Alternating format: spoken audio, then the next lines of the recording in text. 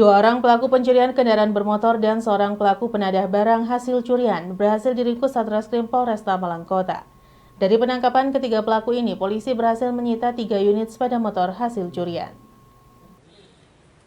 3 pelaku yang berhasil diringkus Satreskrim Polresta Malang Kota yakni berinisial WD, berusia 35 tahun, MWR, berusia 26 tahun, keduanya merupakan pelaku pencurian sepeda motor, dan MRR, berusia 28 tahun yang merupakan penadah barang hasil curian. Ketiga pelaku ini merupakan warga Kabupaten Malang.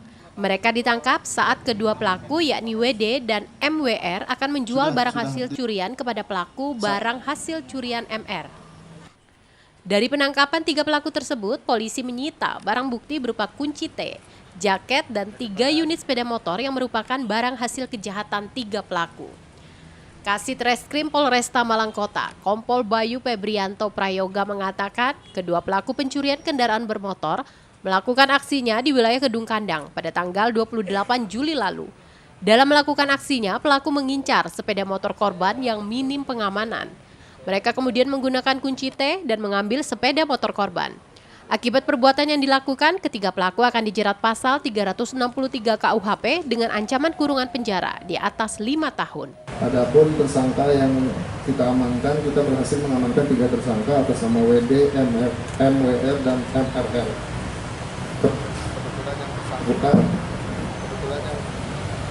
Kebetulan yang bersangkutan berdomisili di wilayah Malang Kabupaten. Adapun pasal yang kita kenakan adalah 363 KUHP dengan ancaman maksimal hukuman 7 tahun penjara. Modus operandi tersangka adalah hunting di pemukiman-pemukiman warga, kemudian apabila ada motor yang sekiranya keamanannya kurang, mereka datangi dan kemudian motor tersebut diambil menggunakan kunci palsu.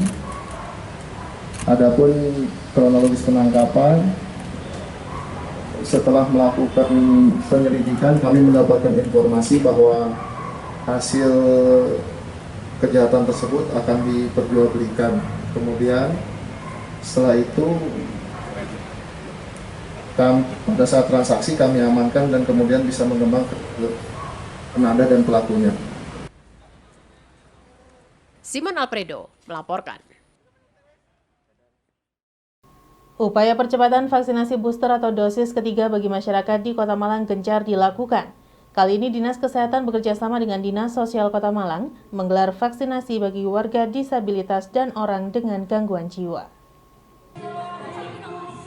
Vaksinasi booster atau dosis ketiga bagi warga disabilitas dan orang dengan gangguan jiwa berlangsung di kantor Kecamatan Klojen, Kota Malang. Vaksinasi dosis ketiga tersebut mendapat antusias bagi warga penyandang disabilitas dan ODGJ. Mereka yang datang dengan didampingi pendamping masing-masing langsung mendaftar diri dan melakukan screening. Warga penyandang disabilitas dan ODGJ yang dinyatakan sehat langsung disuntik vaksin jenis Sinopharm oleh tenaga medis Dinas Kesehatan Kota Malang.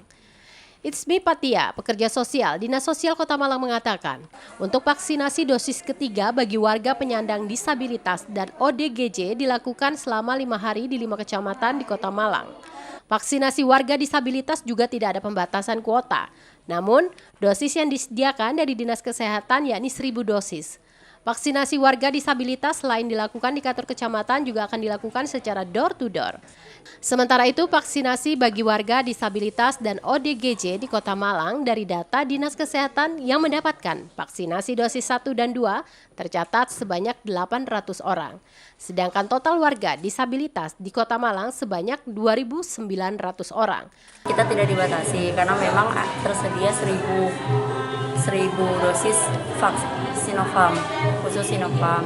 Jadi memang dikhususkan untuk penyandang disabilitas dan pendamping dan guru-guru disabilitas, guru SLB gitu. Jadi untuk setiap kecamatan sebetulnya tidak ada batasan. Jadi nanti disesuaikan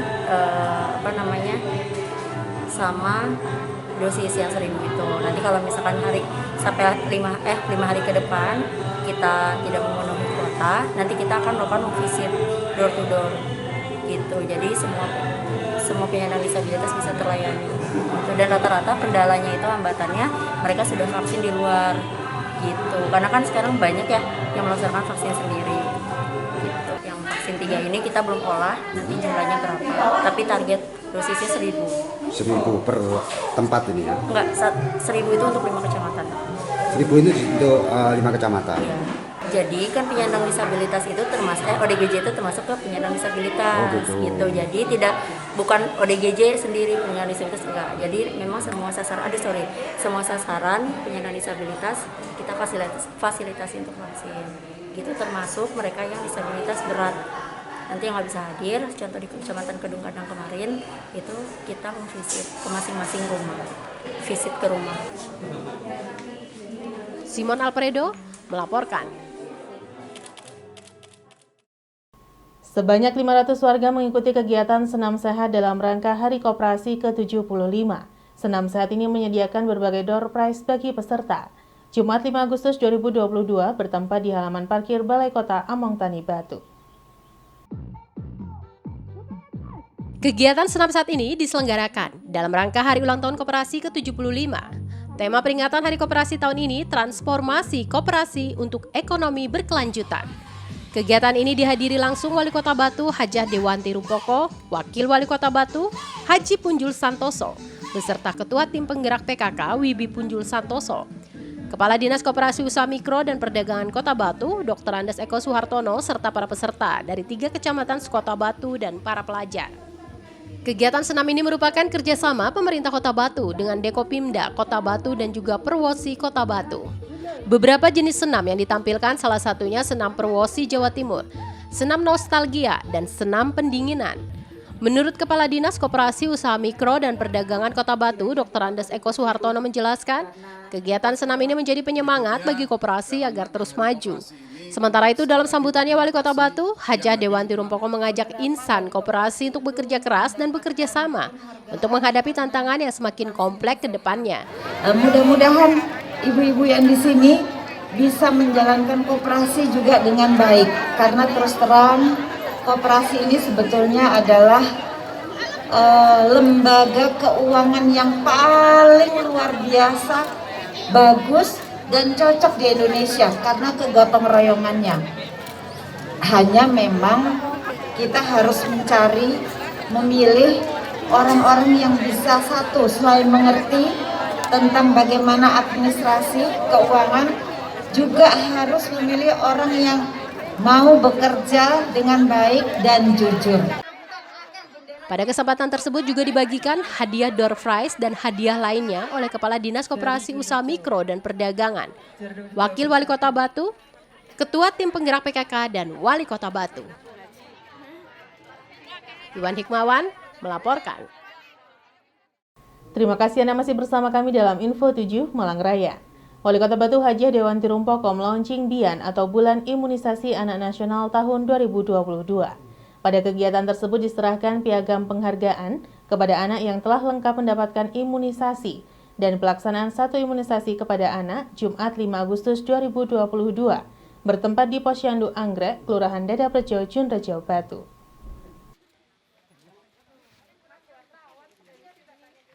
Kegiatan launching BIAN atau Bulan Imunisasi Anak Nasional tahun 2022 dihadiri langsung oleh Wali Kota Batu Hajah Dewanti Rumpoko, Wakil Wali Kota Batu Insinyur Punjul Santoso, Kepala Dinas Kesehatan Dr. Gigi Kartika Trisulandari, Kepala Dinas Kominfo Kota Batu Oni Ardianto, serta undangan lainnya. BIAN atau Bulan Imunisasi Anak Nasional tahun 2022 dilaksanakan pada bulan Agustus ini.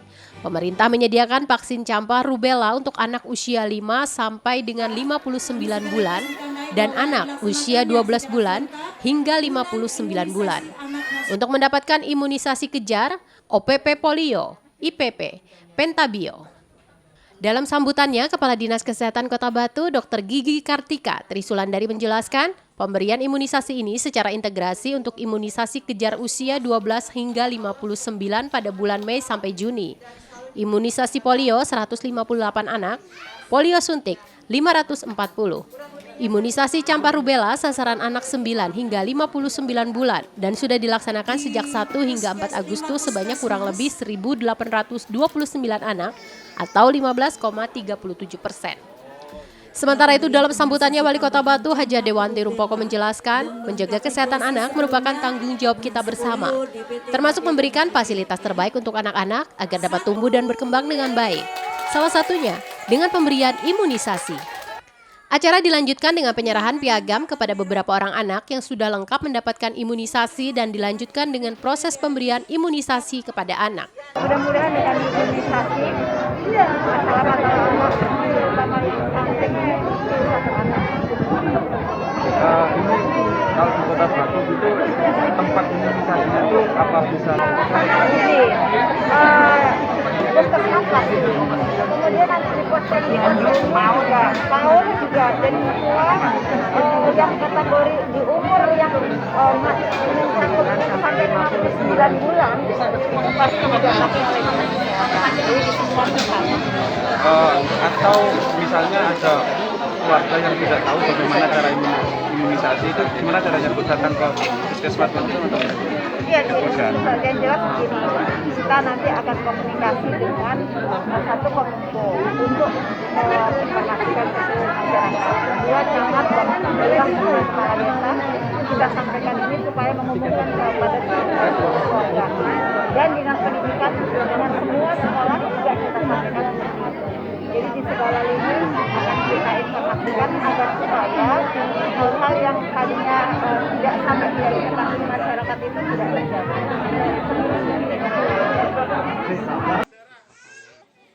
Iwan Hikmawan melaporkan.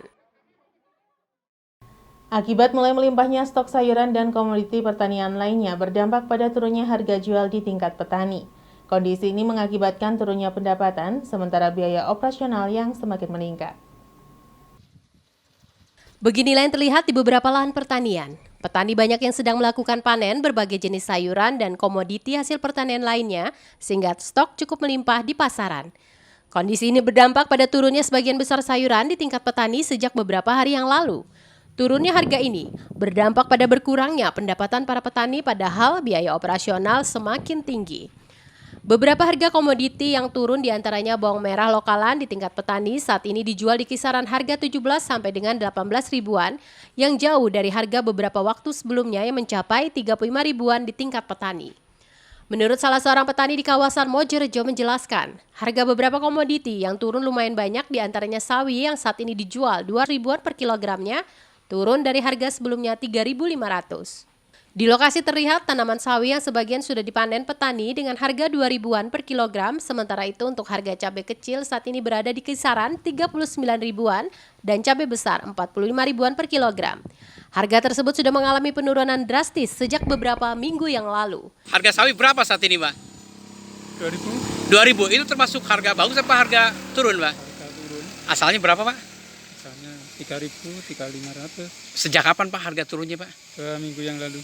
Pak, kira-kira turunnya karena pengaruh apa sih, Pak, itu? Ya terlalu stok dari sawah itu terlalu banyak. Terlalu banyak, Pak, ya? Pak, ke kondisi cuaca gini gimana, Pak, pengaruhnya ke hasil panen, Pak? Kalau hasil panen cukup lumayan, meningkat dan Yeah. bisa 2 kali lipat dari hasilnya. Berarti cuaca bagus? Harganya, Ya. Pak, kalau melihat harga pupuk sama obat-obatan kan juga tinggi, Pak, dengan harga jual 2.000 gimana, Pak? Iya, enggak nutut. Tapi gimana? Kan yang buat harga itu ke pasar. Pasar, Pak, ya? Iya. Nah, tapi optimis, Pak, harga bisa naik lagi? Ya mungkin 10 hari ke depan bisa naik lagi. Pak, kenapa alasannya, Pak? Kok Ya menurut Pak? karena stok dari sawah terlalu banyak. Ya? Oh, jadi Mahalnya juga sudah lama, mulai bulan 11 itu sudah mulai mahal. Dari yang saat paling mahal sampai berapa kemarin-kemarin, Pak? Paling tinggi harga sawi? 6.000. 6.000. Sekarang 2.000. Iwan Hikmawan melaporkan. Terima kasih Anda masih bersama kami dalam Info 7 Malang Raya. Jelang peringatan HUT Arema FC pada tanggal 11 Agustus mendatang, Aremania diminta tidak melakukan konvoi. Larangan konvoi disampaikan oleh manajemen Arema agar tidak mengganggu kelancaran arus lalu lintas di Malang Raya. Hal tersebut disampaikan oleh media officer Arema FC Sudarmaji usai melakukan pertemuan antara Forkopimda, manajemen Arema FC dan Aremania di kantor Balai Kota Malang. Sudarmaji mengatakan bahwa peringatan hari ulang tahun Arema pada tanggal 11 Agustus mendatang, Aremania dihimbau untuk tidak melakukan konvoi. Ditambahkan bahwa sudah 5 tahun lebih manajemen Arema tidak menyarankan adanya konvoi di saat ulang tahun Arema.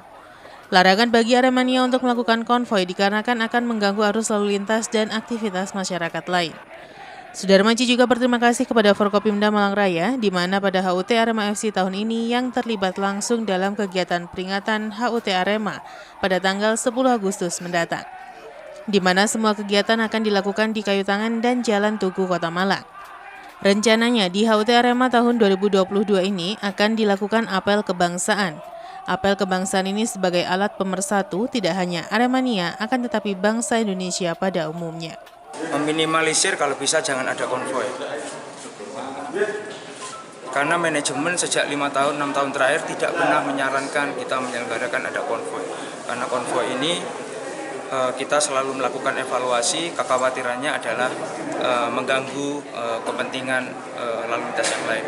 Cuma kita berterima kasih kepada Forkopimda, utamanya Malang Raya. Ini tahun ini sepertinya benar-benar kompak, mereka ingin menjadi sebuah rangkaian kegiatan. Jadi rangkaian kegiatannya Arema itu ulang tahunnya mulai dilakukan tanggal 10, mulai pukul 7 malam sampai pukul 1 dini hari. Karena apa? Kita punya tradisi refleksi kelahiran Arema. Jadi teman-teman itu melakukan kegiatan pada malam hari menjelang jam 12 malam. Karena itu tadi diakomodir oleh bapak-bapak Forkopimda, bahkan mereka ikut terlibat langsung. Jadi nanti acaranya dimulai start di Heritage Kayu Tangan, terus kemudian berjalan ke Tugu. Jadi di Tugu itu nanti akan disiapkan 35 tumpeng nanti kita selamatan refleksi di situ. Dan Forkopimda siap untuk turut serta dalam acara Korteo itu, jadi tanggal 10 menuju ke tanggal 11. Simon Alfredo melaporkan.